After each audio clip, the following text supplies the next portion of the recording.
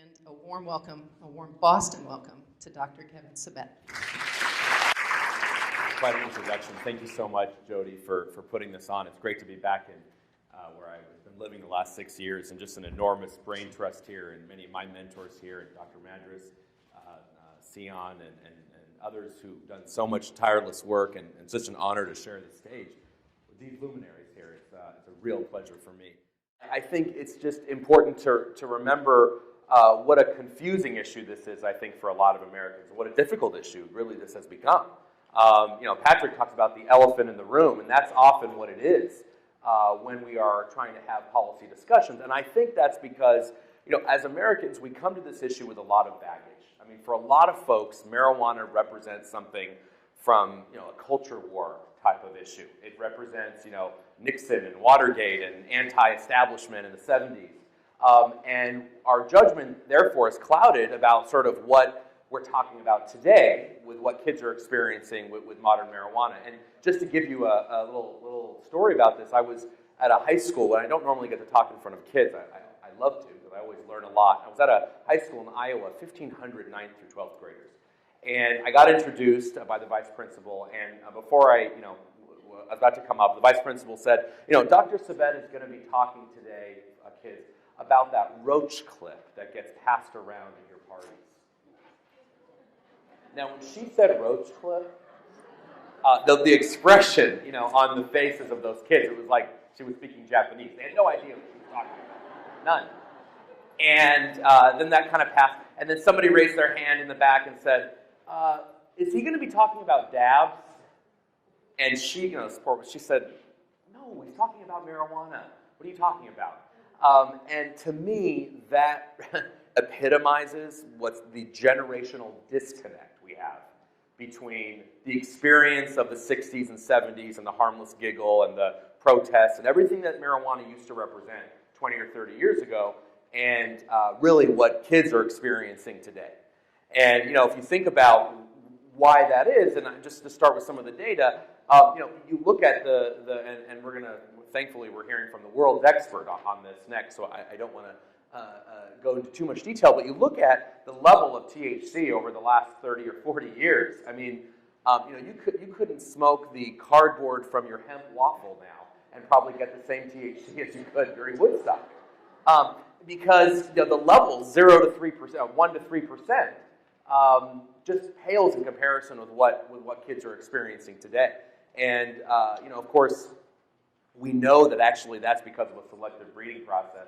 It's because of really genetic modification of marijuana, the original sort of cannabis plant, in order to manipulate it to increase the THC, increase what gets you high, and actually take away some of the things that we're now learning may actually have some medicinal properties. So many of you might have heard about the CBD oil, right, for kids with epilepsy. That's been bred out of modern marijuana. You can't find that in street-level marijuana when it's tested. You have to specially grow that. But I just think, we have to remember that what we might have experienced, or the baby boomer generation may have experienced in marijuana, is not really what a lot of kids are experiencing today. Now, you talk about it's not only the potency of marijuana, but it's the way that kids are often ingesting marijuana. If you couldn't have, Cheech and Chong's wildest dreams, couldn't think about marijuana with close to 100% pure potency THC. I mean, the idea that there's now a butane process which actually uses the same methods, some of the same methods as meth labs, literally, to create the waxy substance, to extract the THC into a waxy substance, which sort of looks a little bit like heroin, and actually you then put it at the end of a needle and combust it and inhale that.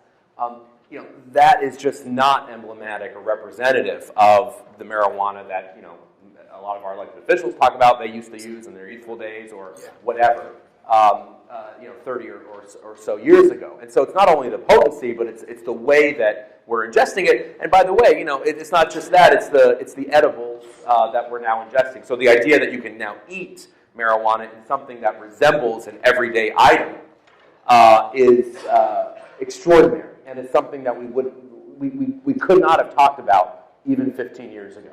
But the face of this has just changed dramatically when we think about the sodas and the ice creams and all the things that we're now seeing in some states. This was just not a reality 15 years ago. So we have just undergone a tremendous transformation in this field over the last 15 years. And I really think that there has never been a time where the gulf has been greater between the scientific understanding of marijuana, and the scientists are here in the room and can speak for that, and the public's misunderstanding of what this whole thing is about. That gulf is just enormous, and it's pushed on by messages talking about the normalization. Now, of course, real quick, before I go to this, a lot of people will say, well, how did that happen? I mean, this has sort of happened kind of out of nowhere. How did, why is this changed? And, a lot of it, frankly, has to do with the idea that the stereotype of the marijuana user from the stoner eating Doritos in the basement, that changed about 20 years ago, from the stoner eating Cheetos in the basement and living in his mom's basement, not his own basement. That changed, the stereotype of the marijuana user changed from that to the 85-year-old grandmother with cancer in the eyes of most Americans. And that happened about 15 years ago. In Massachusetts more recently, but for starting in the West Coast. And when I talk to my aunt in Iowa, who's never tried alcohol, let alone marijuana, or any other substance ever, and when she calls me to tell me, Kevin, you should look into that medical marijuana, because a lot of folks at the home talk about how it could be helpful. I was like, what? I mean, this is a woman who, she wouldn't know what marijuana is if, she walked, anyway, whatever. But the point is, hung out at, Boston Common during 420. But the point is, the fact that she is saying this, my aunt in Iowa tells me that another issue of how this really has just changed dramatically. And of course, never mind that the average user of quote-unquote medical marijuana is a 35-year-old, otherwise healthy white male with a history of drug abuse and self-reported lower back pain. Never mind that. And that according to all the clinical research, less than 2% of people using it have any of the illnesses that we might associate with it normally, HIV or cancer, etc. But the other issue, the other thing that has done, and the fact that we have this perception and then we have the reality of who's using, is actually it's done a disservice to the possible medical utility within marijuana. So you heard me right. I think the research is encouraging about the possible medical uses in the marijuana plant. But the issue is, right, just like we don't smoke opium to get the effect of morphine, we don't really need to smoke marijuana to get its potential medical effects. But sort of treating it like a joke the way it is, and you talk to folks in California or Colorado, and it's kind of a wink and a nudge, that has really done a disservice to the idea that we could actually do some good medical research to find out and we're going to hear about all the interesting ways that THC and the other components and cannabinoids in marijuana affect the brain. Surely there is medical promise in the research. I truly believe that. But we haven't done a service by treating it kind of with a wink and a nudge and not really in a medical way. When folks ask, so what is my fear about what's going on with marijuana? I will tell you, I could really care less if the 60-year-old guy who wants to relive his glory days wants to smoke marijuana in his basement once a week after work. As long as he's not, driving or, performing brain surgery on me or flying a plane that I'm in. Other than that, I hope he has a blast. The issue is that is really not what we're talking about when it comes to this discussion of legalization and what has happened in Colorado and Washington. Because what we're talking about is essentially the creation of a new industry. And that is what worries me the most. Because when you look at our other addictive industries, you all know that there's no way to make money in this business if you're in the alcohol, tobacco, or gambling business unless you have a good amount of very heavy, dangerous users. I mean, you all know that the vast majority of people who drink alcohol do so responsibly, but the 20% of us who do not drink responsibly consume actually over 80% of the volume of alcohol. right? So just think about that, right? 80% of Americans share 20% of the alcohol among them, and 20% of Americans share 80% of the alcohol among them. Now, what does that mean if you're in the addictive business? It means you need to encourage that kind of use. You know, if you're the person that drinks a glass of wine with your dinner every night, you're a very unimportant person in the eyes of the alcohol industry. Hate to break it to you. But if you're the minority of folks who use very irresponsibly and you're a danger to yourself and your family, etc., those are actually the important folks. So if we now have another addictive industry, whatever it is, that industry, of course, tries to reward reckless behavior and encourage reckless behavior. It's why when if you go to gamble anywhere, anyone been to Las Vegas recently? The person that gets not this crowd, but a lot of people go. The person that gets the upgrade to the penthouse suite, is it the guy that plays $100 blackjack on his birthday every other year? Or is it the person that bets his life savings at the craps table every other day and hangs out by the ATM to get the cash advance on his credit card? Right? So you gotta, and that makes sense because you want to encourage that kind of heavy behavior. So this is what I worry about in our overall discussion about marijuana, that we're not having, first of all, a proper discussion of the pros and cons, a proper discussion of the science. Unfortunately, what you're going to hear tonight is something that most Americans do not know. This is not an indictment on the federal government's PR efforts, but unfortunately, they are totally subsumed by the efforts of an industry that is looking to make a quick buck off of addiction. And folks, we've had these industries before, again, the alcohol industry, the tobacco industry, the pharmaceutical industry, on and on.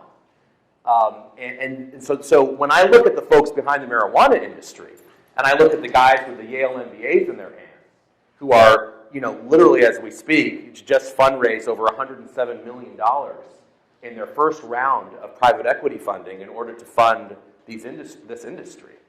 That is what keeps me up at night, right? That is what worries me. Guys that look like Cheech and Chong to you? No.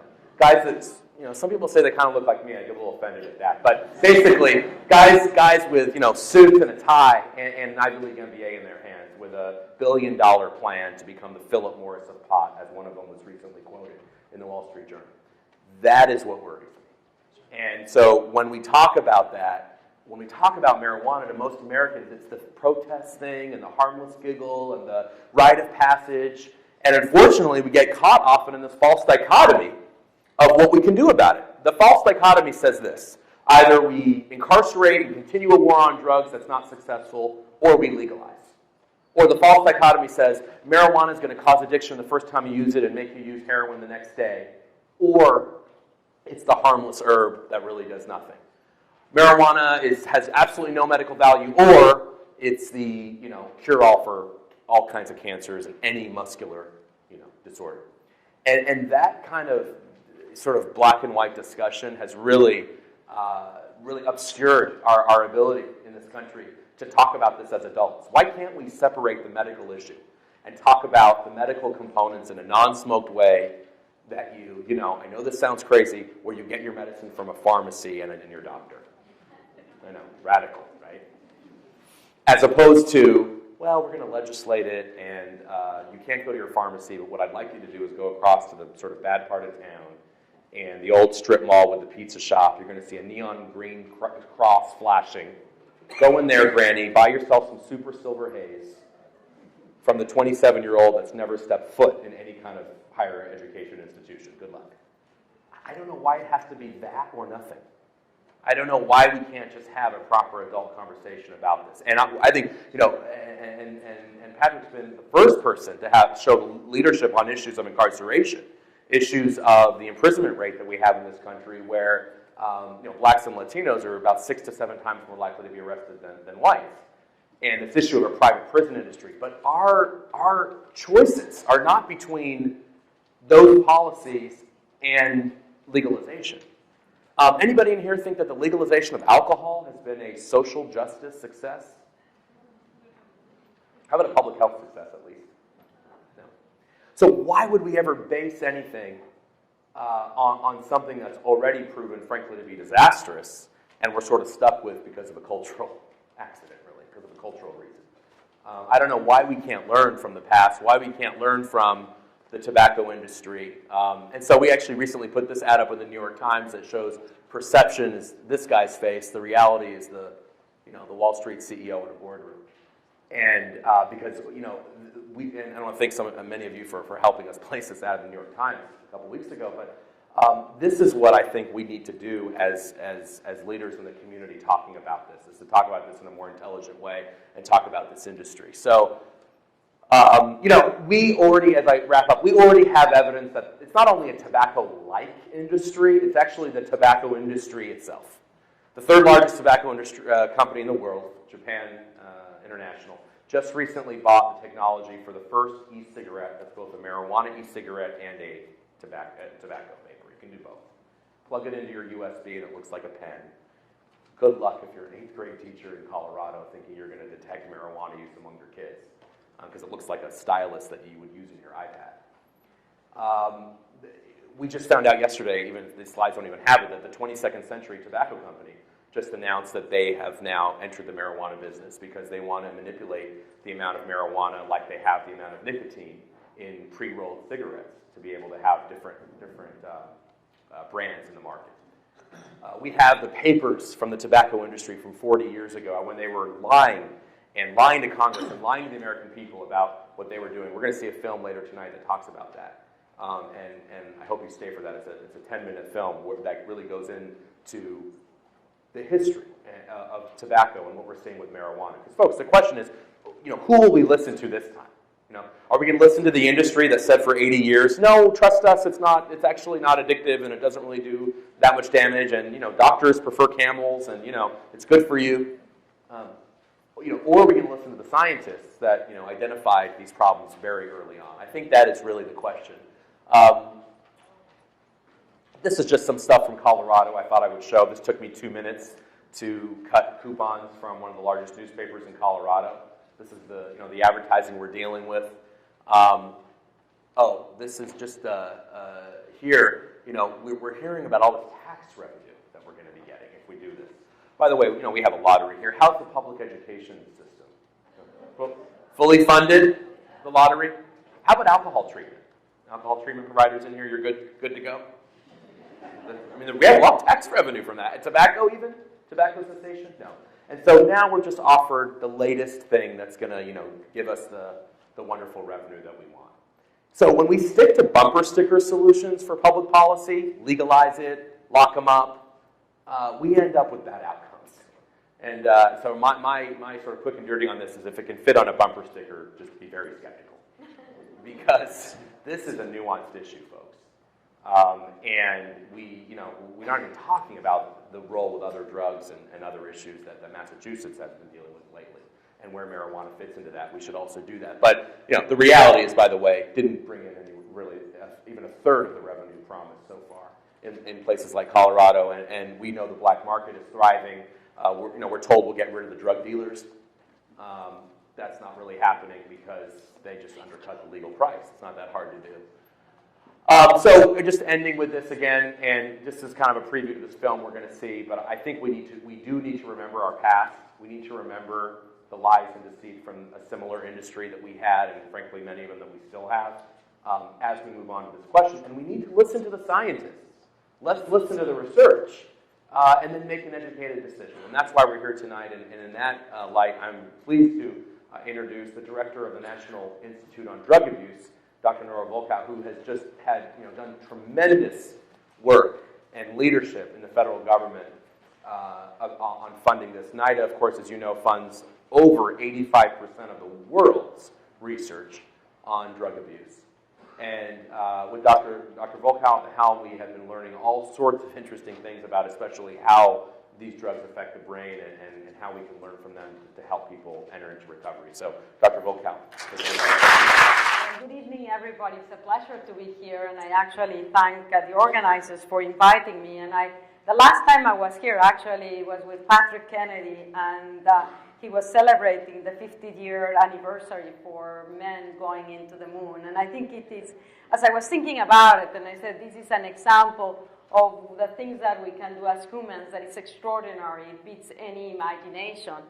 And perhaps because of it, and now we're sitting down here and discussing marijuana, and it's a notion that pertains to it, because ultimately what we do as humans as individuals and as a civilization is the product of our brain. And we're discussing a substance that ultimately is going to be influencing and impacting the brain of us and over the next generations. And that's why what we're doing right now here is so important. I've been in this position for 11 years, and the notion, one of the reasons why I took the position was I love research, so I always am a very curious person. But I came to realize that science was not sufficient to move policy. So my perspective was the challenge is how to make science in such a way that it can guide policy. And I think that that's one of the big challenges in terms of what is the information that we require in order to make others recognize that even though it would be wonderful to think that marijuana is a very safe drug and that you can get high and it's going to have no consequences, unfortunately, the data is not showing that. So we need to understand objectively what are the characteristics of the drug and to try to predict what the consequences are, because that way we can actually make decisions of how to prevent harmful effects. Now, marijuana is a drug of abuse, and it's a drug of abuse. It actually is the most frequently illicit substance in the United States and in many areas of the world.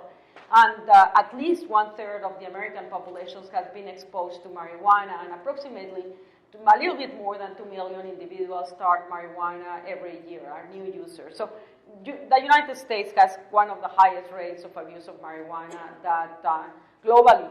But when you're speaking about marijuana, we need to also understand in the epidemiology that there is the notion of are you exposed to it once versus are you exposed to it frequently. And we now come to recognize that we need to understand those dynamics because while ideally you don't want anyone to get exposed to a drug, it is really the ones that go into regular use that are more likely to have the most adverse effects. And among those that are more vulnerable, we have the adolescents and the young adults. And most of the transition on the process that goes between experimenting with drugs and becoming addicted occurs during the late teens and the early 20s. And this reflects the fact that the human brain is very neuroplastic, and that means that it is affected, physically changed by the exposure to the environment. And drugs are basically optimal by their chemical characteristics to produce physical changes in the brain, and the younger you are, the faster those changes are going to be occurring, because that's what characterizes those developmental stages. During childhood, adolescence, your brain is tremendously plastic, which allows you to learn things very rapidly and to remember them for very long periods of time. But unfortunately, the negative side of that is if you get exposed to drugs, that will have a longer lasting effect. And that's why adolescents are more vulnerable to the adverse effects of drugs on the one hand, but also to the process of addiction. We also are facing what we had never faced before, that we are seeing a change in the cultural norms. So what makes people take drugs? Of course, people take drugs because they want to get high, and they are expecting to get high and feel good. But there's also a very powerful social fashion element to drugs. And if individuals believe that others are taking drugs, they're much more likely to consume them themselves. So what you're observing here, which is from monitoring the future, is that changes in trends for the use of alcohol, marijuana, and cigarettes in 12th graders. So this is the indicator that reports last month's use of these drugs.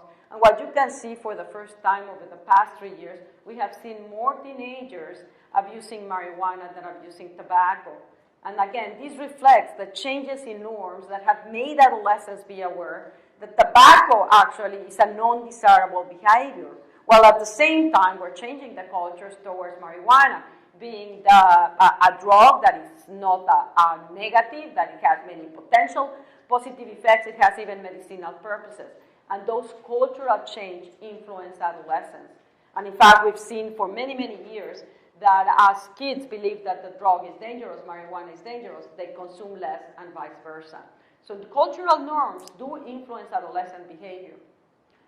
Now, what is it about drugs? Well, there are certain drugs that produce addiction.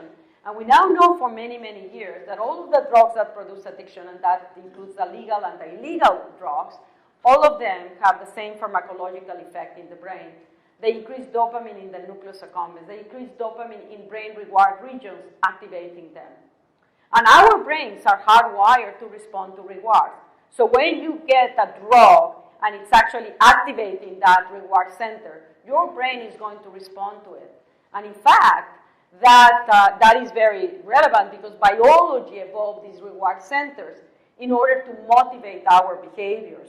So when a stimulus is rewarding, it increases dopamine, that activates the reward system, and that motivates your actions. And actually, it's brilliant. It's a brilliant solution by biology because it ensures that you will do the behaviors that are necessary for survival.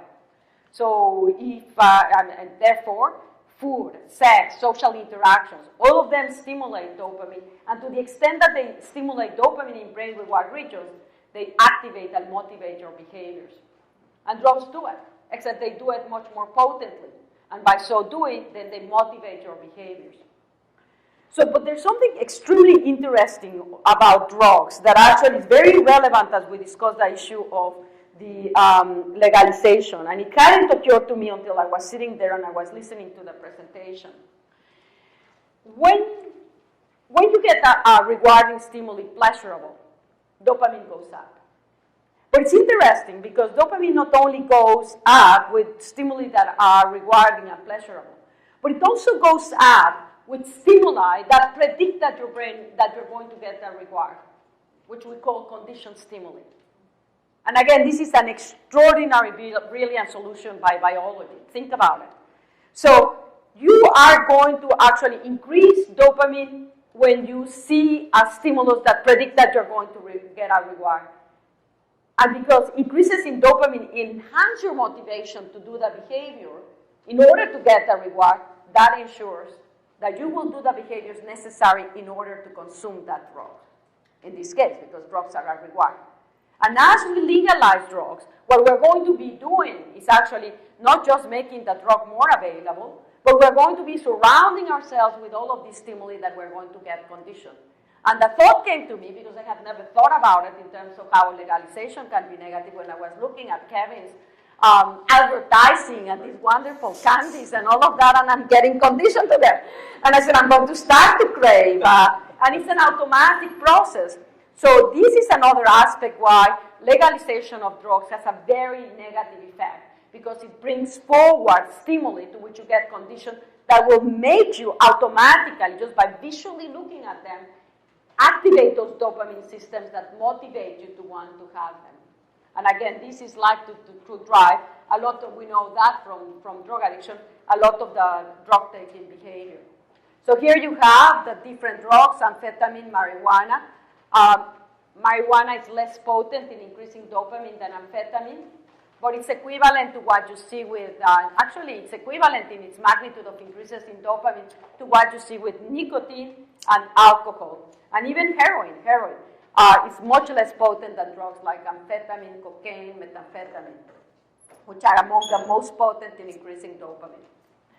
Now, marijuana acts by stimulating cannabinoid receptors, and the cannabinoid receptors have very, very high concentrations all of our brain and bodies. And we have our own endogenous cannabinoid system, and we produce endogenous cannabinoids. There are different types, and they stimulate cannabinoid receptors. And marijuana just takes advantage of these receptors and stimulates them.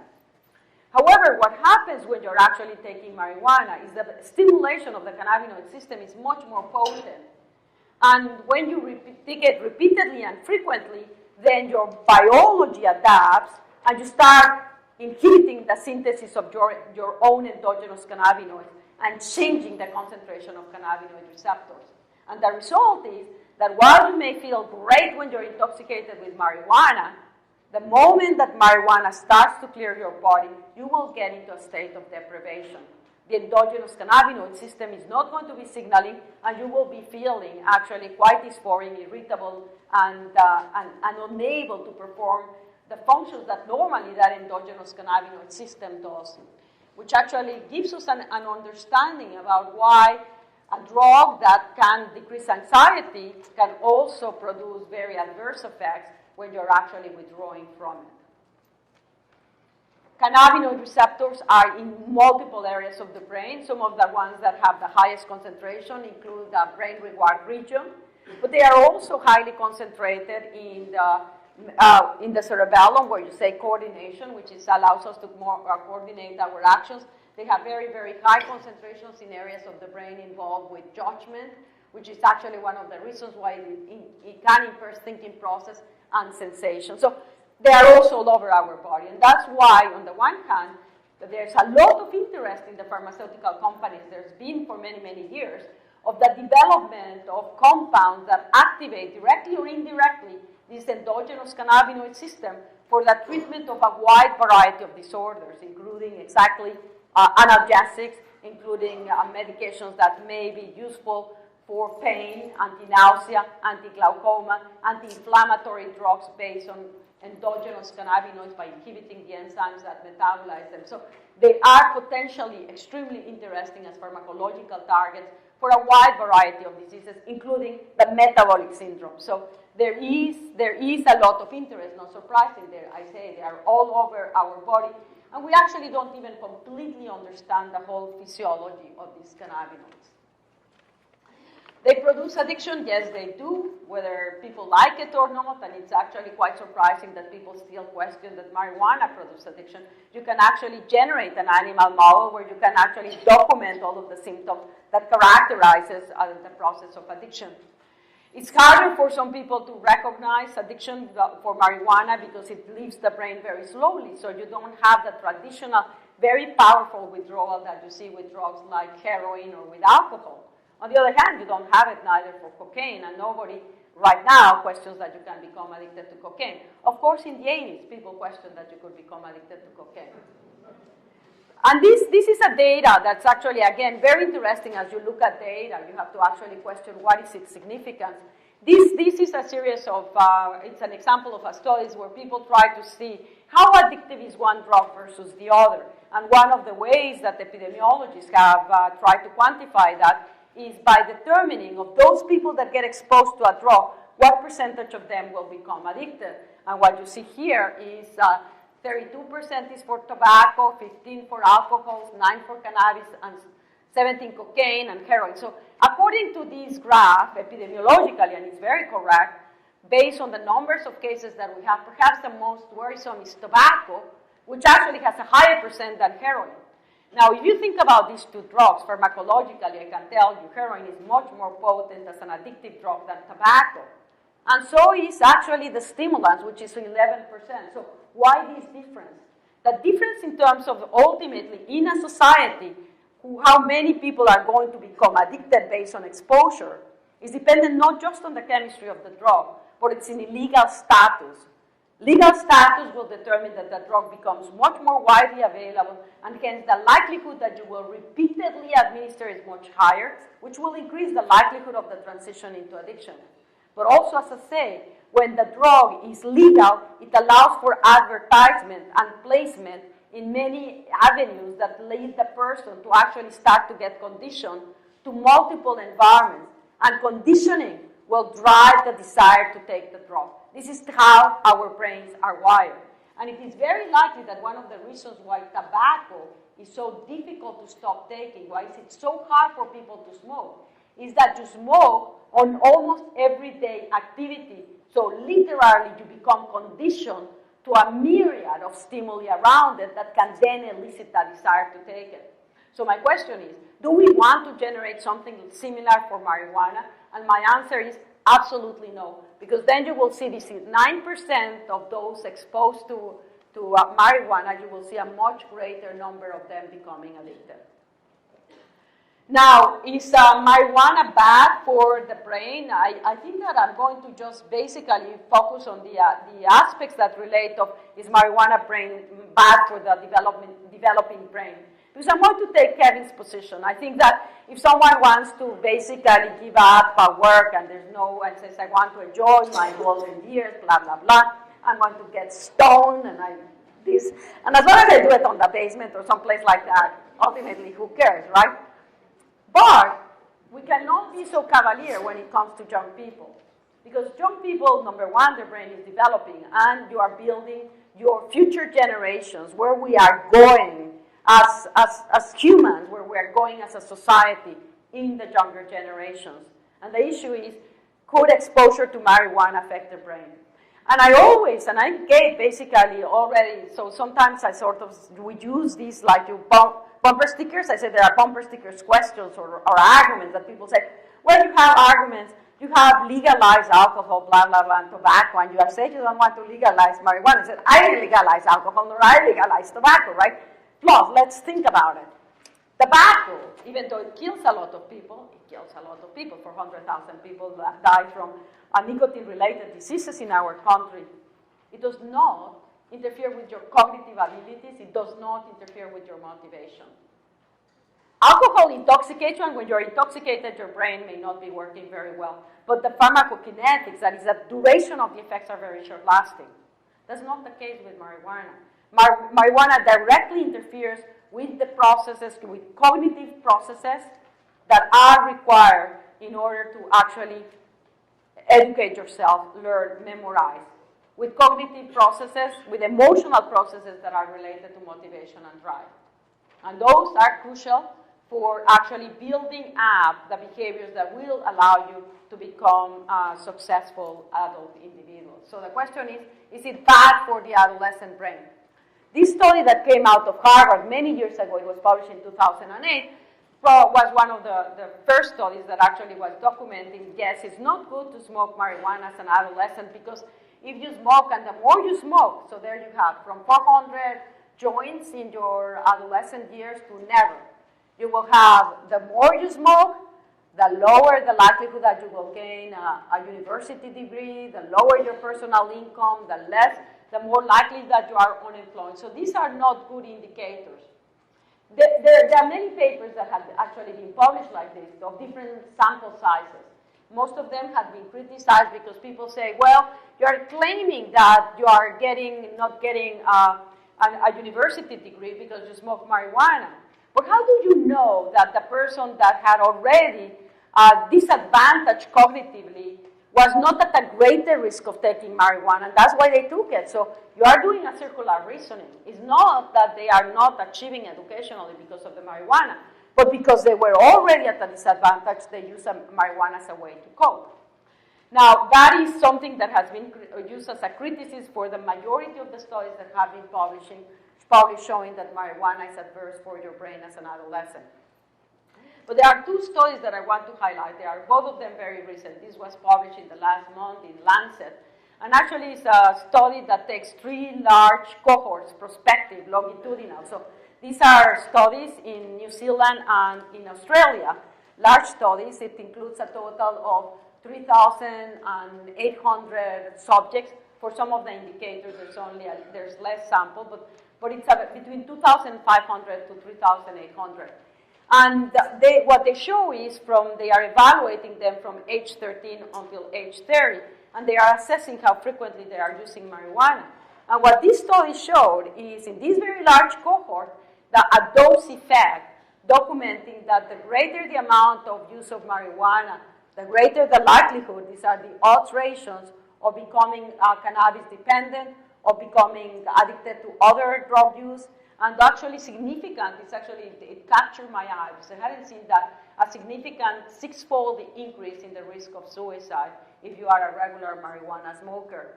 Look at the rates of high school completion, 60% lower if you're a regular marijuana user. Look at degree attainment, almost 60% lower if you're a regular marijuana user. So this is after controlling for all of the other variables that have been criticized in the prior studies, indicating that it does not appear that marijuana is such a harmless drug after all. And just actually in a study like this one, where the variables are being actually properly controlled. And the other one is this Dunedin study that was published 2 years ago, which actually also prospectively is evaluating kids from age 13 into age 38 for their actually patterns of use of marijuana and for their IQ. And they control for IQ at age 13 before they take marijuana, and they come to basically what the data is showing, that those that are regular marijuana users throughout their adolescence have, in average, when they are smoking throughout basically adolescence, 8-point lower IQ, indicating that actually, and in this case, that these effects were long-lasting because they didn't recover even if the subject stopped taking marijuana as adults, and bringing up the concern that we have two processes going on when adolescents are taking marijuana. When they are intoxicated, you cannot really learn very well. So if you are getting yourself intoxicated on a regular basis, you're not going to perform well at school. And if you don't learn at school, when you do the test, you're going to fail. And if you fail the grade. And if you fail the grade, you start to get backward. So your likelihood of succeeding becomes harder and harder and harder because there's a cumulative effect on education. But the other one, which is also very, very worrisome, is that the use of the marijuana is interfering with the function of the brain in a long-lasting way, beyond just the intoxication process. And I think that that's the other aspect that we need to recognize. And what the studies are actually showing, it's indeed happening. So yes, you have the acute effects that are negative, but over that, there's also evidence now that it is negatively impacting on your brain. And this is a study that was published also 2 years ago using diffusion tensor imaging with MRI to track the density of connections of different areas of the brain. And it compares individuals all of these are adults, but it compares those that have smoked marijuana regularly during adolescence versus those that are not. And the images there are locating the pathways where there is a decrease in connections between those that use marijuana in adolescence versus those that did not. And the decreases in the fibers were between 80 and 90%. And they were not all throughout the brain, but actually located into hippocampus and fimbria and into the precuneus. So this decreasing connectivity is going to impair the way that the brain communicates with one another, with one area to the other, which is the way that we process stimuli. So it's therefore something like this could explain why your IQ points are going down because your brain is not as well connected as it should be. And in this study, they also show that a chronicity effect, the longer the time that you have been smoking and the younger your age, the worse the connectivity, the more negatively affected your brain was. So this is cognition. But our successes in life are not just determined on how well we are at mathematical calculations or at making abstract reasoning. Our successes in life are also dependent on our motivation and drive, our passion to do things. And we have recognized clinically for many, many years that those that consume marijuana chronically tend to disengage from their excitement over activity. And we had a term in medicine that we call the motivational syndrome that characterizes the patient that chronically is exposed to marijuana. Now, while we have recognized this motivational syndrome, what has lagged behind is an understanding of what's happening in the brain from exposure to marijuana that's generating that motivational syndrome. And brain imaging studies are starting to bring us some knowledge about what may be happening. This is one of those studies that indicates using a PET ligand that measures the function of dopamine. So dopamine signals reward. And when you signal reward, that enhances your motivation, enhances the drive to do things. So when your dopaminergic signaling system goes down, one of the things that you lose is the motivation and the drive to actually engage and sustain effort and activities. And what these investigators showed was when they compare individuals that were marijuana smokers, and these are adults, these are not even adolescents, they actually showed that those that consume marijuana had decreased function on dopamine in the dopaminergic systems.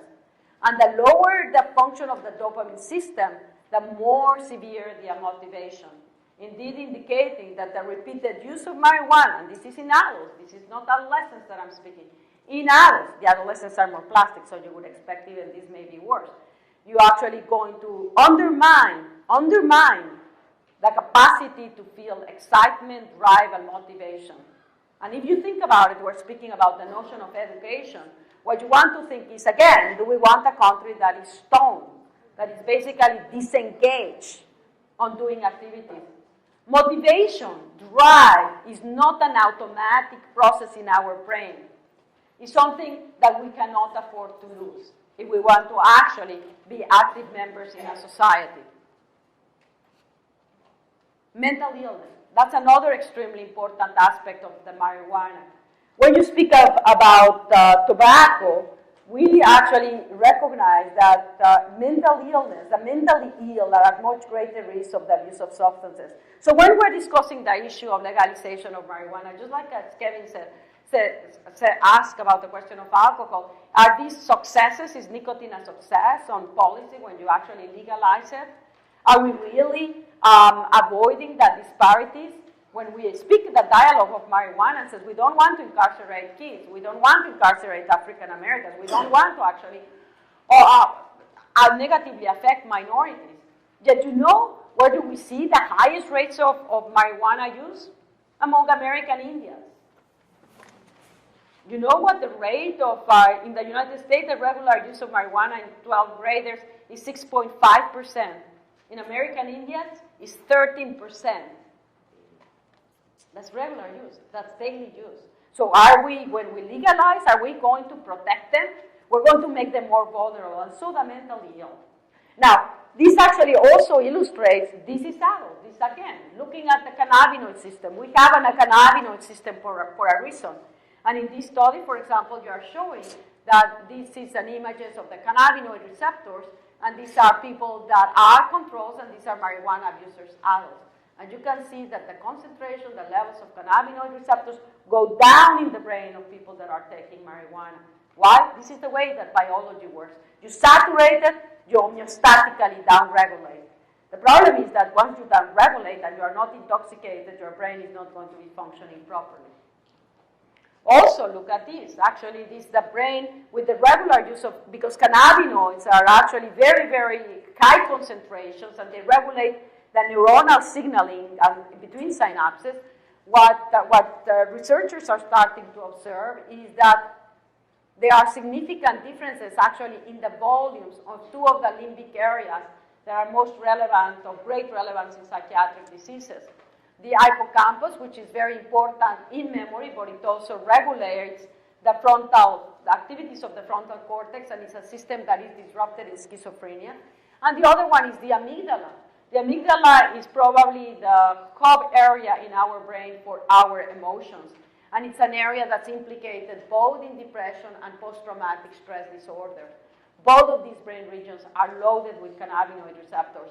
And regular use of marijuana decreases the volume of these brain regions. And this may be one of the mechanisms by which indirectly the use of these drugs make you more vulnerable to the development of mental disorders. This is the data that I'm actually just showing you with respect to mental disorders because it has generated the most attention, and that is the association between marijuana and schizophrenia, or a chronic psychosis. The Fates paper, which was published in the 80s, that generated a lot of attention was the Swedish conscript study by Andreasson, 45,000 kids, and what they found was those that were taking marijuana more than 50 times during their lifetime had a much, much greater risk of becoming schizophrenics than those, getting a diagnosis of schizophrenia than those that didn't smoke it. Replicated by Arsenault et al., also showing that those in that one that consume marijuana before age 17 were 4.5 times more likely to get a diagnosis of schizophrenia than those that smoked later.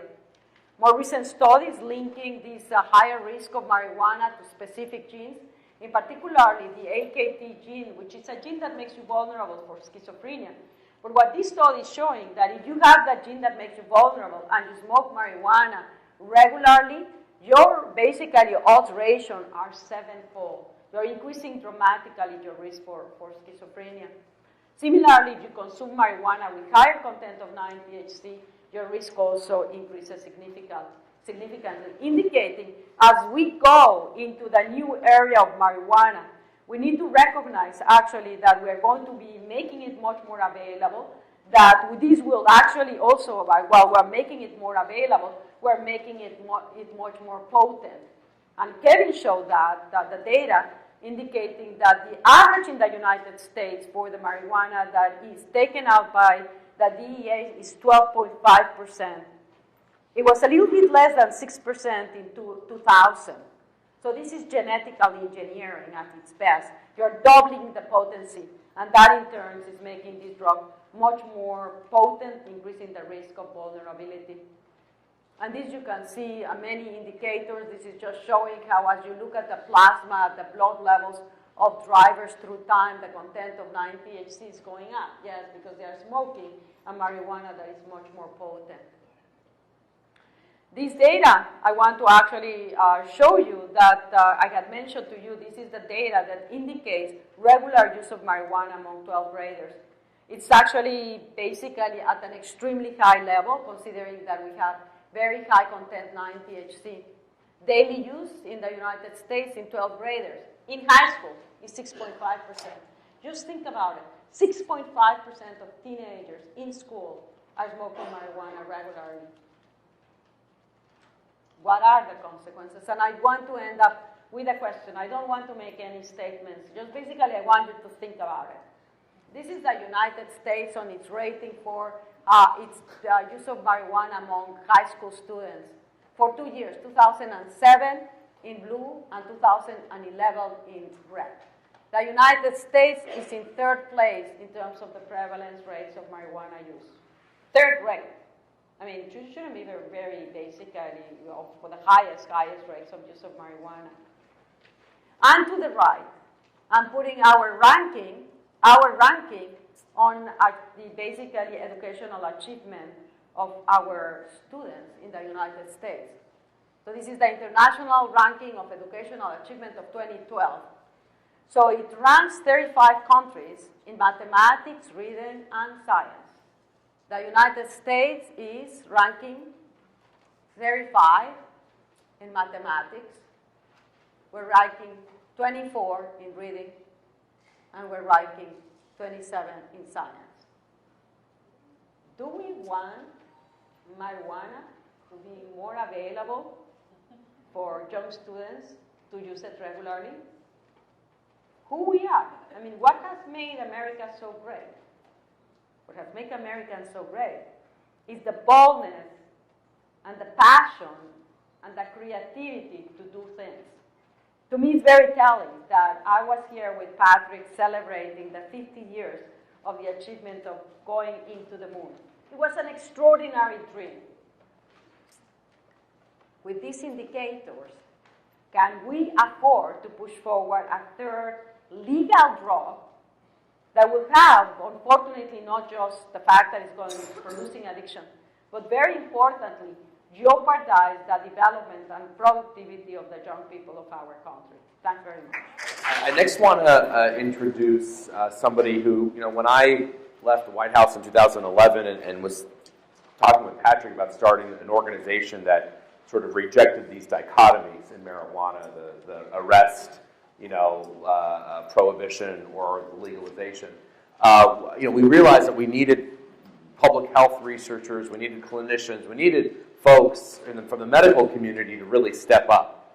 And one of the first people to step up was Dr. Stuart Gitlow, who is the president of the American Society of Addiction Medicine and also the head of the Council on Science for the American Medical Association.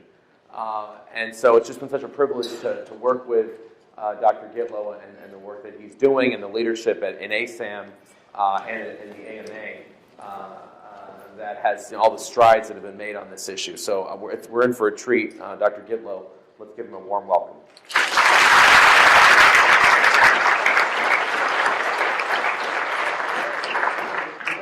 Thanks, everybody, and good evening. It occurs to me that one of the questions that I get asked most frequently is, Dr. Gitlow, isn't it true that marijuana is safer than alcohol and therefore should be legal because alcohol is legal? And I always have to hold my tongue because my initial reaction is to say, well, you can also just follow that reasoning and say alcohol should be illegal because marijuana is already illegal. So the logic works in either direction. But more to the point, alcohol causes death in an individual who uses it to excess, which is a fairly small percentage of the overall use of the drug. Tobacco causes death when used over the course of a lifetime. Usually it's many decades before that ends up happening. Marijuana, in everybody who's using it on a regular basis, causes debilitation and, frank, brain damage. Which is more dangerous? In some ways we're comparing apples with oranges, but in another way it seems to me that marijuana is the most dangerous of them in terms of its impact upon daily activities. It's the one that's going to cause the most problems, and if I had to say one of the three gets to be illegal, my vote would still be with marijuana. So that's the bias I'm coming into this with. Buried in the psychological literature is a discussion around what's called stimulus augmentation. To explain what that is, think back to today. It was a really bright, sunny day outside. All of you came here from somewhere. How many of you wore sunglasses on your way here? All right, how many of you didn't? All right, now you saw that. That was about a 50-50 response. That's about what I would expect. And we can basically put that on a normal curve. And if I were to say to you, what's the frequency with which you wore sunglasses, it would get siphoned down into the individual areas on the normal curve, and we would get a relatively normal distribution. So let's say that all of you who put on sunglasses today are stimulus augmenters. You are individuals for whom a given stimulus is added to in the brain so that your perception of the stimulus is more than the actual stimulus, right? And that could be a sound, it could be a light, it could be something that's irritating in the environment. A stimulus augmenter will put on sunglasses, a drug, in order to decrease what they're experiencing. So if you actually look at the literature, what you find is that stimulus augmenters don't tend to like turbulence in airplanes. They don't like downhill skiing. They don't like rock climbing because those are all very stimulating, and they are overstimulated to begin with. A stimulus reducer, on the other hand, is normally bored, perhaps, and likes that sort of excitement. Well, imagine, if you will, that you're a stimulus augmenter, a person who likes to wear sunglasses if you go out on a sunny day. What might you also like? A drug like alcohol. A sedating agent, because that sedating agent makes you feel better, makes you feel more comfortable, makes you feel like you think everybody else feels all the time. And in fact, you're right. If you're a stimulus augmenter and you drink alcohol, you will normally describe the experience as being a better one. Norms describe alcohol as being making them feel different, and stimulus reducers describe it as making them feel worse. They feel sedated to begin with. All right. What I've described is one example of one of the three building blocks of addictive disease. It takes three things to manufacture an addict. The first is a genetic predisposition, something in the brain that makes it so that your brain is different from other people's brains, something that's there to begin with before you ever use the drug. It's something that predisposes you to that which, when you take the drug for the first time, your experience is that it's a good experience, as opposed to simply different or worse. So you have to start out somewhere, and that's because addiction is present as a disease entity before a person ever uses an addictive substance. It sounds weird, and of course it means our terminology is terrible. Because if we say you're addicted to something, that's very different than saying you have addictive disease. Because you can have addictive disease and not use anything. And more importantly, you can have addictive disease and never have used something. We just won't be able to identify it yet, right? So the use of a substance repetitively, despite one's own best interest, is simply a marker for the presence of addictive disease, which was present to begin with. That's only the first thing you need. Not all stimulus augmenters are addicts. Otherwise, half of you would have been identifying that way. That's not the way that works. It takes two other things. The second issue that needs to be present is an environmental stimulus, something that comes along and makes it so that you have no other way of feeling better from the discomfort that you inherently feel in the first place because of the genetic predisposition. So that environmental trigger, if you will, is something that occurs typically very early in childhood.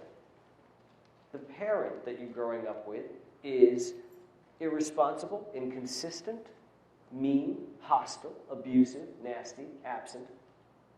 For a boy, it's typically his dad, who, when boy comes home and says, I don't feel good, I got teased at school because I wasn't good at playing baseball, father says, yeah, well, that's because you suck at everything. Right? So when the little boy expects dad to hug him and say, you know, let's go have some ice cream, that happened to me too, I'll teach you how to play ball, dad doesn't do that. And when the little girl goes to mom and says, my stepdad's abusing me, mom says, I don't believe you. Or, yeah, that happened to me too, it's too bad, isn't it? Or, there's nothing we can do about that. Right? So those kind of responses basically teach the young person that if they try to share intimately with others, they will be cut down, they will feel worse. Now you take somebody who's genetically predisposed, they feel terrible in the first place, and you've taught them that the typical coping mechanism of a herd animal, that of sharing with other members of the herd, will only make them worse. So, consequently, they end up one day hitting the third building block of addiction, which is you have to live in a society that embraces the use of addictive substances as a method for feeling good, right? As having happy hour, as having 420 day, or 420 hour, as the case may be, right? It's an environment where we encourage tailgating, where we encourage having champagne at a celebration, or beer after work, or a joint after school. Whatever it is, we're in a society that encourages that because, let's face it, most people don't have addictive disease. 80% of the population isn't experiencing this illness, and therefore for those individuals, they're simply saying, I want the right to feel good, or I want the right to get stoned, to put it directly, or to get drunk. So we live in a society that feels, in general, that that's okay, and in fact is to be encouraged. Never mind the fact that 20% of the population is going to have a significant problem with this, that's going to impact their entire lives and cost society, because we all pay each other's health care costs, a fortune. So those are the three building blocks of addiction. And, of course, the majority of people don't have that. But the majority of people also don't get into car accidents without their seatbelt on and end up injuring themselves. And the majority of people who ride motorcycles without helmets don't end up having an accident that causes permanent brain injury. And yet we as a society looked at that and we said, you know, the minority of people who get into trouble with that are so important to us as a society that we want to protect them, even at the risk of costing everybody else the freedom of being able to ride their motorcycle without a helmet, or to drive in a car without a seatbelt, because the good of the many outweighs the individual right or goodness to do something. We've approached this as a society, and we've already said it's more important that the entire herd be intact, and therefore we want to protect everybody. And we passed seatbelt laws, and there wasn't really a big debate about that. Why is there such a big debate about marijuana, which we know from the science is dangerous? Well, it's because a lot of people want to get stoned more than a lot of people want to be able to drive without their seatbelt on. That's the bottom line. It's the only benefit. Because the tax revenues, well, we know that doesn't work. We've tried that with tobacco and alcohol. The costs to society are 10 times higher than the revenues that are generated. There's no reason to expect marijuana to be different. The logic, well, we already killed that with Nora's speech. I mean, we know that this isn't a safe drug we're talking about. What about the medical issues? Should we talk about the medical issues for a second? Because that was really the camel's nose under the tent, right? That's what started this whole thing, is this question as to, well, isn't there a medical use for that? So let's go through that a little bit. First of all, marijuana is a plant. It has 400 different components to it. They're rather like willow bark. Now, I've never told a single patient if they have a headache that they should go out, find a willow tree, strip the bark off it, and smoke it to get rid of the headache. And yet, willow bark contains all the components necessary to make aspirin. Shouldn't they just smoke willow bark? Of course not, because there's no such thing as medical willow bark. There's no such thing as medical marijuana either. But let's go through this. Marijuana contains some products that may have medicinal use, like many plants. And we've had, over 35 years, a few trials that have essentially told us we need to do some more research. And here's where we go. There's evidence present to support further research in these areas. All right. All that means is, and I don't think you'll find a single medical organization saying otherwise, marijuana is a plant. It's got some components with potential value in it. Let's study them. Let's figure out which products, which components are useful, if any. Figure out which components are useful and don't have significant risk, if any. Figure out which components have value, don't have significant risk, and are better than something that's already readily available. And if one of those components is present, then we synthesize it out, manufacture it, and have a given dose and frequency with which to take it in order to meet the need. Now, we already have that whole process in place. The FDA exists to make sure that happens for medicine. And yet somehow our legislators in states across the country have seen fit to ignore all of that and to simply say, no, it's a medicine. Organized medicine disagrees. So what we did at the AMA, the American Medical Association, and at the American Society of Addiction Medicine, and at the American Psychiatric Association, is looked at the research and came up with an approach to this, which we'll be going through this evening. The first thing to understand is that there is a significant debate going on to take marijuana off Schedule 1. Schedule 1 basically means a drug has no known medical use. And to take it off of Schedule 1 would require these items to be known. First of all, the drug's chemistry is known and reproducible. One problem, of course, is we're not talking about a drug, we're talking about a plant. Now, just like any other plant, you realize there are differences among the plants, right? You can't go to the store and buy one kind of apple. There are 50 kinds of apples, and they all taste a little different. Some of them are better for pies, some are mealy. You know, that's the way plants work. Same thing with marijuana. So part 1, we don't have. Part 2, there must be adequate safety studies. We don't have those. The ones that are around seem to suggest it's unsafe. Number 3, adequate and well-controlled studies proving efficacy. We don't have that yet. The drug must be accepted by qualified experts. Definitely not.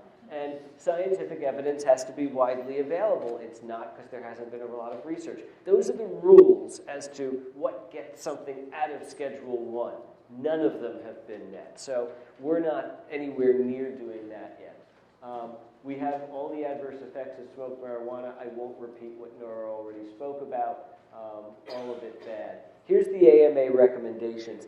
Basically, the bottom line of what the American Medical Association has said is there needs to be research, and there's no such thing as medical marijuana. It simply doesn't exist yet because the studies don't suggest that there is a component yet that can be synthesized out to serve some medical purpose. One of the keys to this was really this number 4, that discussion of marijuana by the physician should not subject the physician or patient to criminal sanctions. That simply protects the ability of doctors to talk to patients. We do want the ability for a physician to say to a patient, especially if they are in end-stage cancer and they're getting chemotherapy and they might happen to feel better from use of marijuana, it's okay to have that discussion. But remember, keep in mind that alcohol was used medicinally for many, many centuries, and that what a drug like that does to the brain is it essentially takes your mind off of what's going on. Mark Gold down at the University of Florida has a great line where he says, well, you know, if I have somebody who's experiencing lower back pain, I could hit them in the head with a hammer. They'll forget all about their lower back pain. And it's true, and essentially what we're doing when we get somebody intoxicated is making them forget about their pain. Do they feel better? Yes, because they feel silly, because they're unable to really think in the way one normally does. So, is that a typical medical approach to treatment? No, but again, from a subjective standpoint, it may be something somebody wants. That's very different than a physician saying this is medically useful or medically appropriate. It's simply a perhaps lifestyle or behavioral choice. The American Nursing Association, interestingly enough, and I won't get into a whole turf battle here, came at this from an entirely different direction. The Nursing Association said we should confirm the therapeutic efficacy of medical marijuana, despite the fact that no such efficacy has been demonstrated, and marijuana should be reclassified, despite the fact that we've already shown from a legal standpoint that can't happen at this point. They also said that there should be education of clinicians regarding appropriate use of marijuana. So I can't stand here and say all healthcare-related groups are on the same page. I can sit here and say all of the legitimate physician organizations are on the same page, and that there's obviously some work for us to do to collaborate with other branches of the medical field. This is the American Society of Addiction Medicine, basically saying the same thing as the AMA. What we said at ASAM that's critical here is in number 6, where physicians who ignore Rule 2, meaning we shouldn't provide patients access to marijuana, ignoring that should have a true patient-physician relationship. We don't want the equivalent of pill mills for marijuana. We don't want physicians to open up a facility and simply say, do you have one of these? Please check a box. And can I have the $200, please? And here's your recommendation to get marijuana. Because if they're doing that, they're not practicing medicine appropriately, and that they should get into trouble with this. And by the way, the reason we came out with these guidelines was so that they could be used legally. I'm waiting for the malpractice cases to come up where somebody trots out these guidelines and says, you're not following legitimate professional guidelines for how to practice. That hasn't happened yet, but hopefully it will. We also said any physician discussing marijuana with patients should have adequate training in identifying addictive illness, and that number 8 really is the key here. No recommendation be given unless the physician has information regarding composition and dose, which the physician can't possibly have because no such information is available at this time. So bottom line of all of this, although we made it a little bit on the wordy side, is doctors shouldn't be recommending it because it's not a medical product. Okay, we went on. The whole question of legalization was a tough one for us to address. The AMA, for instance, has no policy on abortion because they know that would lead them into a firestorm of disagreement and contention. And ASAM similarly resisted the entire legalization issue. However, at this point, it became so clear in 2012 that this was going to be a nationwide battle and that we were moving in a direction that was ultimately going to impact both the function and the health of our society. We felt we had no choice.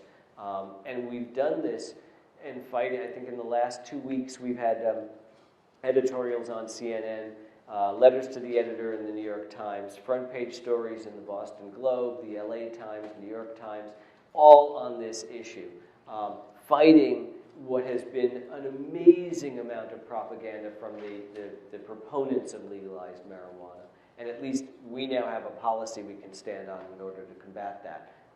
But money remains somewhat short.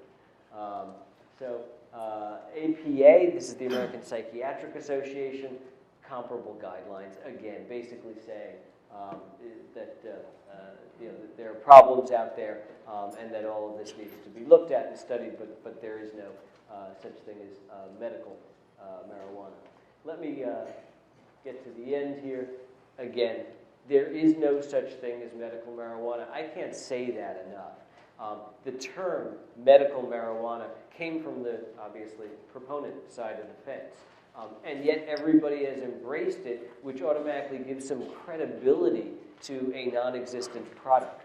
What I try to say as often as possible in this field is potential medicinal uses of cannabinoids. We can talk about the potential that marijuana has from which drugs might be synthesized in the future, but as to whether there's medical marijuana, well, it's up there on my list with medical willow bark. It ain't a product. So that's one. We don't have enough research, so we need to do more there. Guidelines basically tell physicians don't recommend it, don't support it, but feel free to discuss it with your patients. And no mechanism exists currently for collecting data on efficacy or adverse events, so there is room to make some expansion and change things from that perspective. So I am optimistic that we have an opportunity to change the direction things are going. I don't think we're at a point now where marijuana legalization is inevitable. The worry that I have, the concern that I have, is that we're going to repeat the experiment we started 100 years ago with cigarettes and do the exact same thing all over again, where 50 years from now, we look back and say, oh, I wish we hadn't done that. Because that would be a terrible place to be. Not because we'll have a lot of sick and dying people, as we do with tobacco, but because we'll have a lot of stupid people. And, you know, somehow to me, that's worse. So, thank you very much.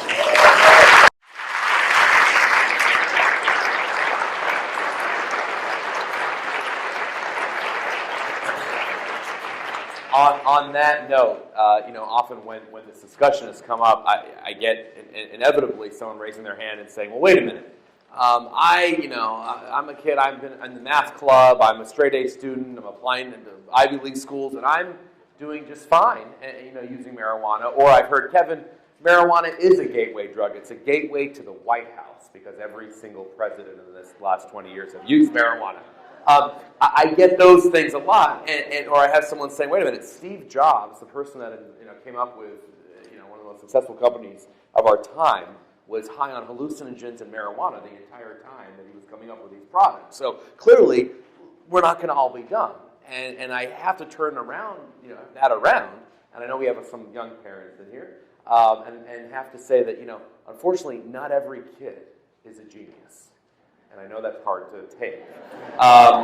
And so if you have the 150 IQ, like Steve Jobs, great. You know what? You lost 8 points. You're at 142. You're still in the 99th percentile. You're doing okay. But the reality is not everybody does have the 150 IQ. The average is 100 in any classroom. And you take 8 points from 100.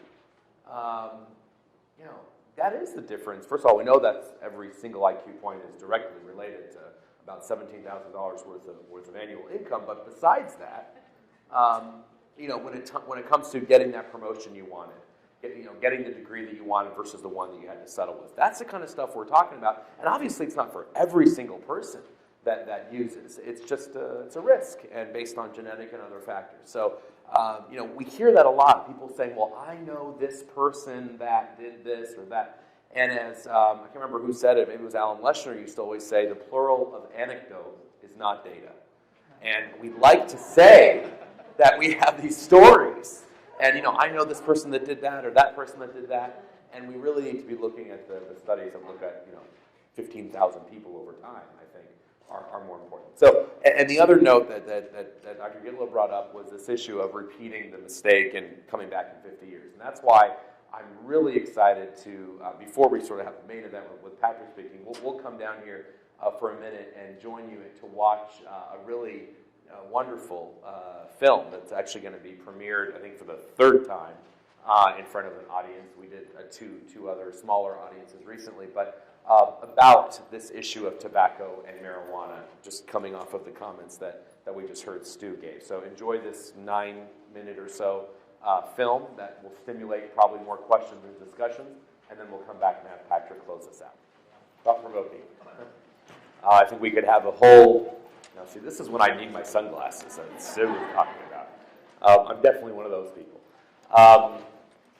We could have a whole evening talking about sort of the intricacies there and the issues going on, but we wanted to put that out there. This, by the way, is available at, I think it's adventi.com. We can get you that information. It's an instructional video that was just made by some of our partners who are doing a lot of work in the marijuana space. It's called Then and Now. And so to transition from that, I want to close before we have our questions to really the person that's really responsible for us all being here tonight. There would be no real discussion of sort of a more nuanced marijuana policy in this country if it wasn't for Congressman Kennedy's leadership on this issue. I left the White House in 2011 as an advisor there. Folks weren't really going to be listening to me.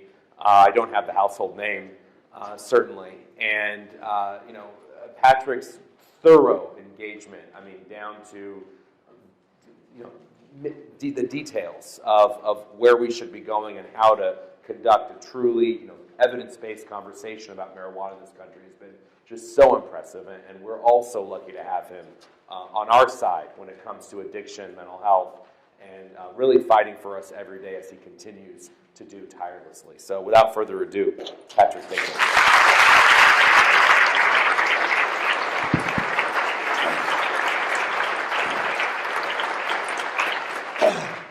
Kevin got a few things right. Me being a leader was not one of them. Kevin was my leader, and all of us can see from his presentation tonight that he also ought to be a leader on the comedy connection.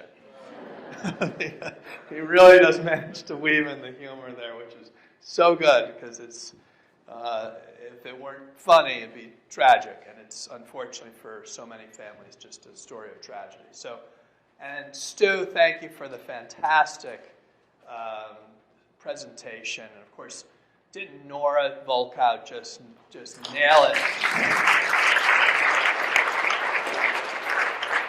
So I want to thank all of you. Obviously, those of you, Heidi and Jody, and the ones that put this all together. Thank you,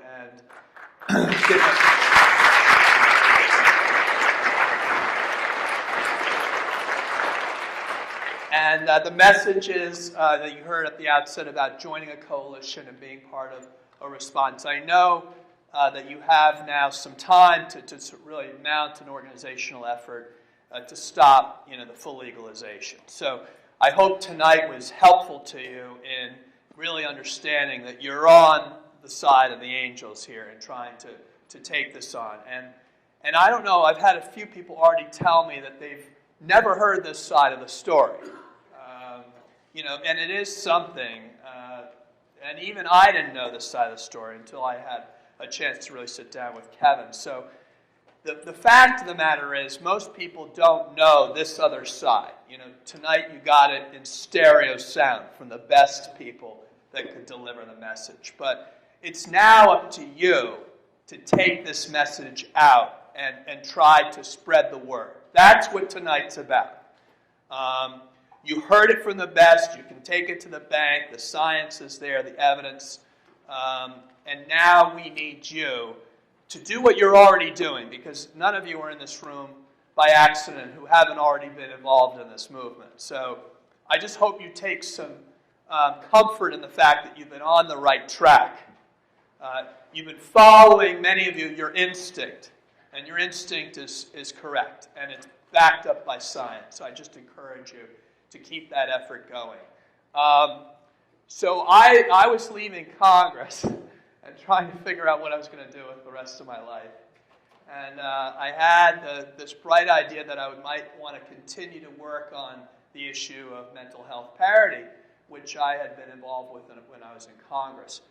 And when I was down in this earlier today with my former constituents in Rhode Island, I thanked them for supporting me in spite of myself, because I got into a lot of scrapes, and many times I may not have been able to run for re-election, let alone get re-elected, but my constituents stuck with me, and it was ironically in the last 3 years of my time in Congress that we passed the Mental Health Parity and Addiction Equity Act, and we got it incorporated into the ACA, and those make a big difference.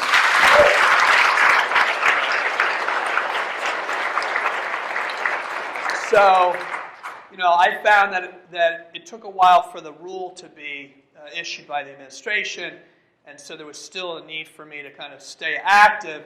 And in the process of all that, I was going around the country and talking about parity and the importance of treating, mental illness and addiction the same as other illnesses. Like, we shouldn't be paying for treatment like if we paid for cancer, we'd be saying to people, wait till you have stage 4 cancer, before we pay for your treatment. We shouldn't be treating mental illness and addiction like if it were diabetes, that we would have to wait until you had to have your legs amputated and you went blind before we treated you. That's how we pay for addiction treatment and mental illness in this country. So, I'm out there talking about how we need to implement a healthcare system that treats these issues like any other chronic illness.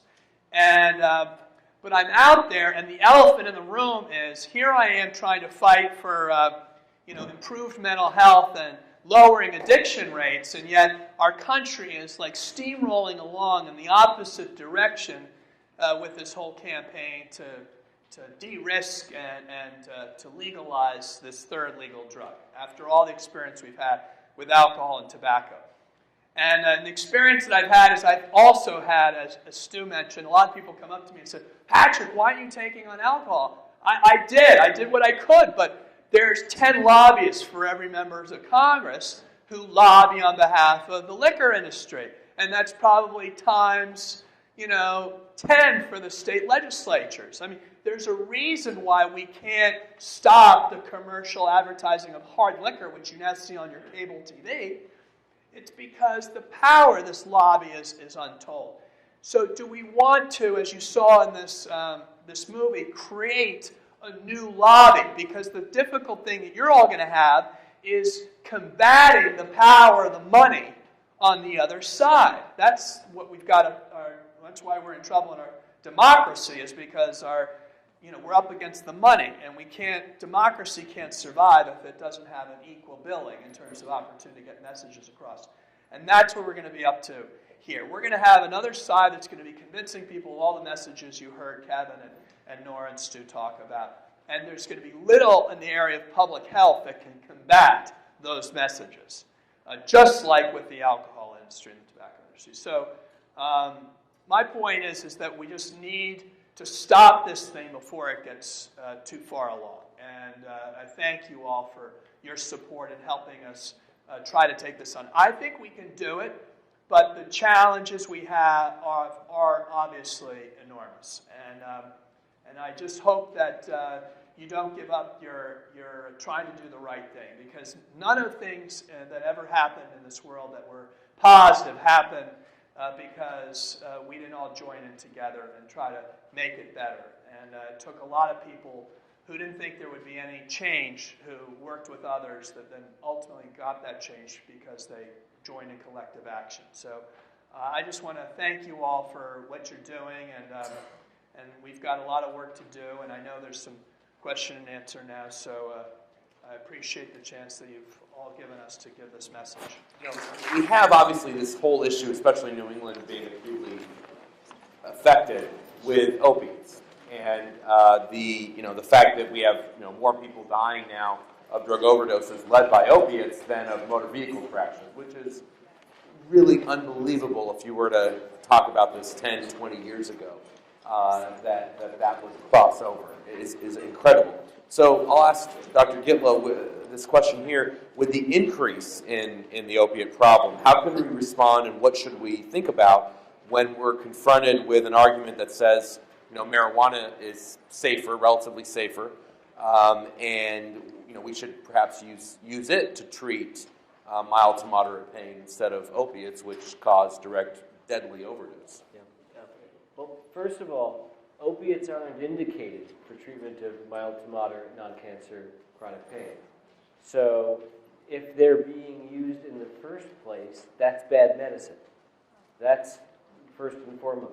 So marijuana wouldn't be an alternative to an inappropriate concoction. Marijuana would be something that would be an alternative to an appropriate treatment for mild to moderate chronic non-cancer related pain. But for that to be true, marijuana would first have to be demonstrated to have efficacy for that.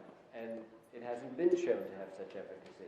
So that really, how do we respond to the argument? The argument doesn't make any sense.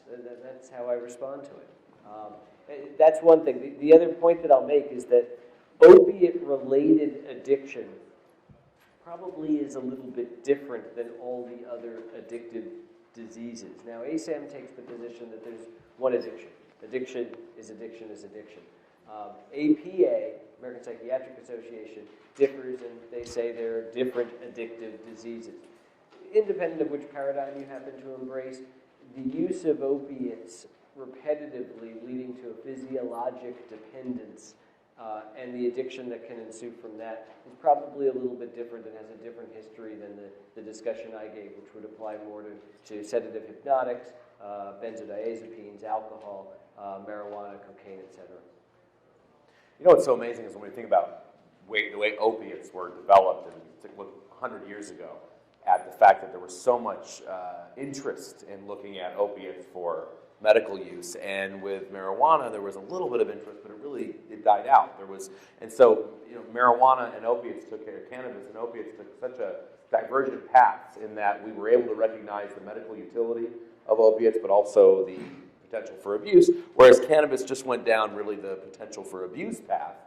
And so there was another question in here about the issue of research and what research barriers are there. Listen, I think, and it's too bad Dr. Volkow isn't here, I think there are things that the federal government can do to ease restrictions when it comes to researching the possible medicinal aspects. And we need to ask, do components like cannabidiol or other components require the same onerous regulations as, say, when a researcher wants to handle THC? So, I think we do need to think about, what can be done. I am encouraged by the fact that there are medications now going through the FDA process on the brink of approval, like the oral mouth spray, that's the marijuana extract, that's been designed to have equal parts THC and another component that we call CBD, cannabidiol, and that's been used quite effectively for some people with regards to MS spasticity and also neuropathic pain, I think.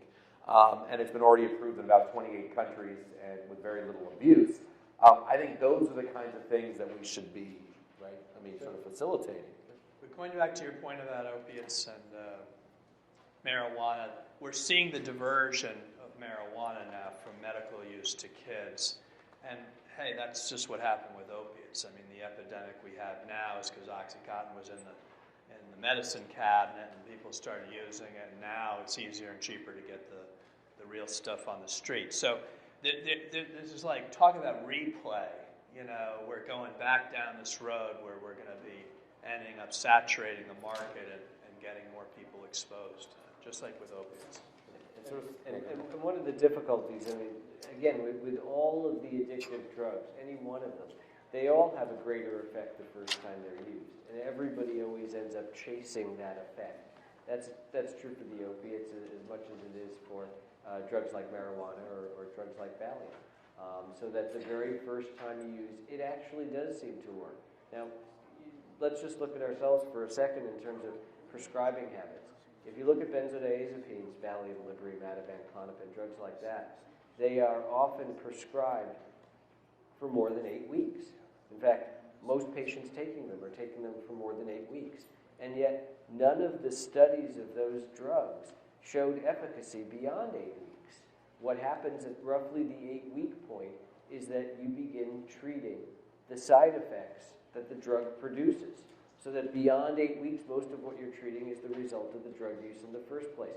That's true with most of the addictive substances, that you end up chasing after your tail, despite your best interest, when really it needs to be cut off. And it's true with the opiates also. So regarding that, and this question talks about when, Stu, you talked about the 3 factors of addiction, and one of them being the sort of non-empathetic parental response. And I've certainly heard from folks on the other side of this issue that say policy doesn't matter, it's just about parenting. I mean, that's a parent's job, is to essentially tell kids and supervise kids not to use, and really the policy part doesn't matter. Now, that being said, most of the families that I've met of people who have unfortunately lost children, they've been very engaged parents, actually, many of them. I Yeah. mean, it's not like they've been bad parents. And this question comes to the heart of it, about obviously there are many responsive families with children that become addicted to opioids. So maybe you want to just clarify or elaborate on what you said. And again, the building blocks are going to be a little bit different for opioids than they are for others, particularly if it ends up being an addiction that takes place late in life due to a prescription that's being given for some medical reason. So that's part of that. And also, of course, what I was giving in my building block number 2 was a generic example. Sometimes it's a lot more subtle than that. All it takes is for someone to repetitively feel less than at the hands of a well-meaning but perhaps not very well-matched parent for them to go down this path. So it's not necessarily something that somebody at a bird's eye view might watch and notice, but it's something that the child notices. Well, let me ask the answer to. I mean, we have a perfect storm here because you have an economy that still hasn't recovered. In spite of the stock market being up and employment seemingly being down, all the indices say it's more part-time, and those that are able to get full-time, it's substantially less income than they had prior to the crash. We have a whole new generation that's facing astronomical student loan debt, and the inability to envision themselves being able to provide for their families, to have job security. We have a whole new dynamic, I think, of anxiety amongst our young people. The prospects for them to be able to have the kind of life that their parents had, where you felt like if you went and worked, you could get enough and make for a middle-class life. That has been a challenging prospect for people to believe in. And exactly at this time, we're introducing a pipe dream. It's just, in my view, on the big picture, you couldn't talk about a worse time to be kind of introducing this thing, because it relieves temporary anxiety, it makes you feel good, and God, these kids, they don't have the coping mechanisms. We don't help kids have coping mechanisms. And it's just going to add, I think, compound the challenges we're going to have as a society with this being introduced at the time that it is in our country's history, where there's so much economic dislocation and anxiety over people's stability. So I just wanted to add that. Well, you talk about the economy. We didn't even talk about the workforce impacts of more drug use. And there was just a report that Quest Diagnostics, that does most of the workplace drug testing, is finding in Colorado and Washington and some other states, double-digit marijuana positive, sort of the average worker marijuana positive rates in those states. And frankly, folks, legal or not, no employer wants anyone to come to work stoned or drunk. Or anything else. And when I hear these arguments of, well, we need to legalize so that we can give kids opportunities to get jobs, because if they have a criminal record, they can't get a job. I don't understand why the solution to, if you have a criminal record, you can't get a job, is legalize marijuana versus, well, let's just take the criminal record part away. I don't think people with a joint necessarily need to have a criminal record that follows them the rest of their life. But you can fix that without actually having to sort of make the problem worse. And I think the reason why you're seeing a lot of groups in Washington, D.C., it's amazing to talk about some of the racial dynamics of this issue. And I just notice in the different places when I am traveling, and it's amazing. In D.C., if you all know the quadrants of D.C., Northwest being Georgetown, and sort of the richer areas, Southeast being where you don't want to go, where you're told do not go, for the crime rates. And we talk about the issue of marijuana.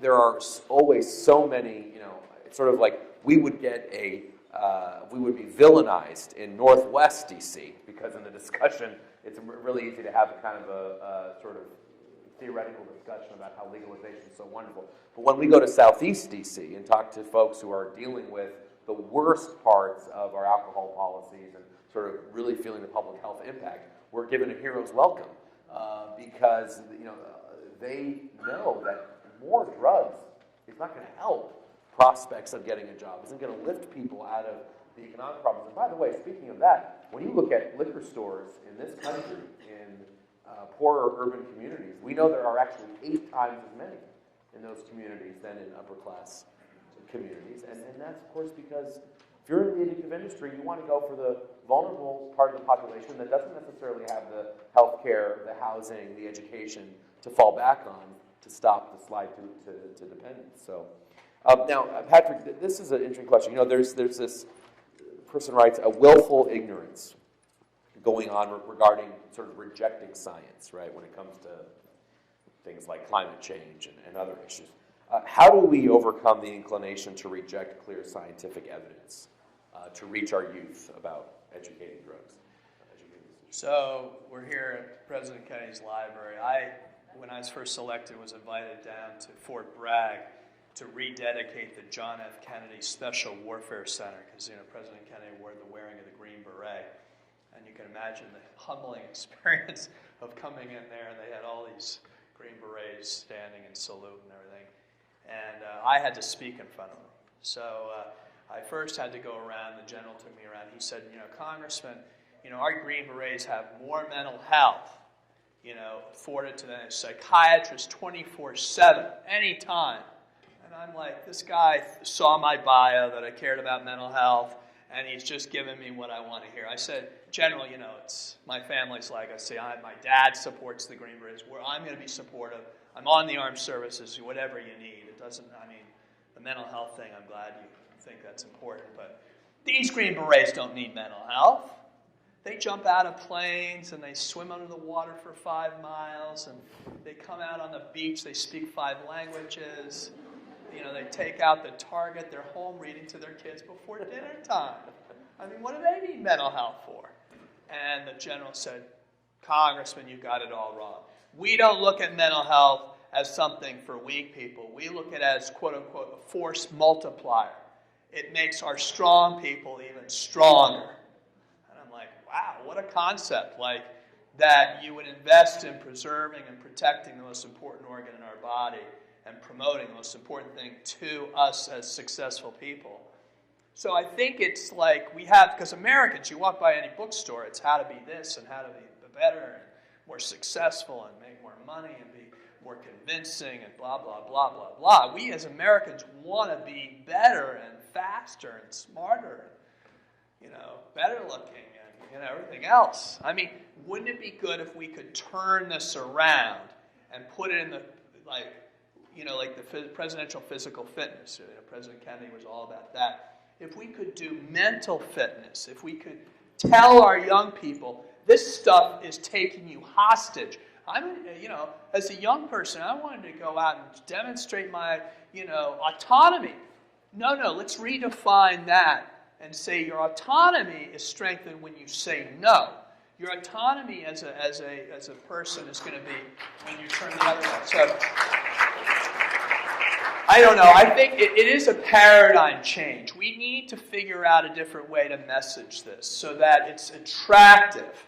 And we sell this addiction road as, is not what people will want in terms of rebelling. If they want to be not under the influence, that's why I love the above the influence ads are really well done.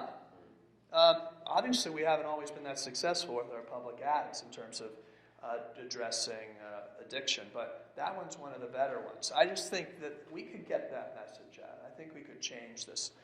Trying to take it on, for us to get this all tonight packaged into an elevator speech. That's the job. That's what I'm still trying to get. Brings us back to the bumper sticker. The bumper sticker. Yeah. We do have a culture, though, that while it might not embrace science, does seem to be embracing health, even if they're not necessarily quite on the right track. You go into a grocery store, you find $10 bottles of pomegranate juice. Why do people pay $10 for pomegranate? Well, because it has antioxidants in the pomegranate. No one has ever demonstrated that antioxidants taken orally do anything good. But people think, antioxidants are good, therefore it's worth $10 instead of $2 for a competitive drink to buy the pomegranate juice. Look at what we've done with cigarette smoking. We taught the public cigarette smoking is bad and harmful, and use has dropped. So I think this becomes not so much a matter of they're rejecting the science as they haven't heard the science. I think the information that was presented here tonight is not generally known. And the science is distorted and obscure. So By the money. By the money, right, the financial sort of influences. So, a study like the IQ study comes out looking at, 1,000 people over 25 years of their life, recruited in 1970 and 1971 in the fourth largest city in New Zealand. And the minute that comes out, there is someone in a working paper, non-peer reviewed, rebutting every single part of it. And when you Google that study, that is what comes up, the questioning. And so we're seeing this pattern, I think, over and over again in the work we do. So there's a lot more we could talk about. There were some really great questions. I'm sorry we're not going to have time to get at, but we have to wrap up. But again, we just want to thank, I think on behalf of everyone up here, I want to thank you all for being here. I want to thank Heidi and Jody and Napa for having us. Yeah. Thank you for those of you who stayed to the bitter end. That was great. I'm hearing lots of compliments on the way out the door, too. Thank you, gentlemen. So happy. So anyway, we're the Mass Prevention Alliance. I want to tell you we're just got our 501c3. We will be back with more. And keep an eye out. And we will be getting a DVD of tonight's information out. We'll make that available to you. And you'll hear more from us. Thanks very much. Safe home.